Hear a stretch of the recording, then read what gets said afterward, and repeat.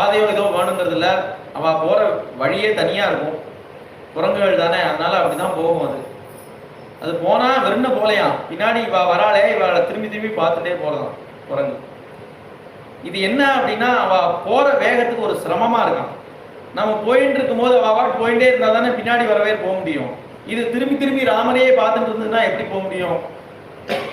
அந்த பின்னாடி ஒரு குரங்கு என்ன பண்ணுறது, வாளால் ஒரு அடி அடிக்கிறது. முன்னாடி போகாமல் இங்கே என்ன பார்க்குற அப்படின்னு. சரி, அது போயிடுது. இந்த மாதிரி அடி விழுந்தாலும் அது முன்னாடி போகிறது. இந்த அடித்த குரங்கு என்ன பண்ணுறது, அது திரும்பி பார்த்துட்டு இருக்கான். உடனே அதுக்கு பின்னாடி உள்ள குரங்கு அதே பண்ணுறது, அது வாளால் அடிக்கிறது. அதை இந்த காட்சி எப்படி இருக்கு அப்படின்னா, ஒரு தாமரை தடாகம் போல இருக்கான். இந்த குரங்கோட வாய் எப்படின்னா அந்த தாமரை கலர்ல இருக்குமா, அதோட சரீரம் பச்சை கலர்ல இருக்குமா, அந்த தாமரை இலை மாதிரி இருக்கும், அந்த வால் தண்டு மாதிரி இருக்கான். அதனால இதெல்லாம் ஃபுல்லா தாமரை மாதிரி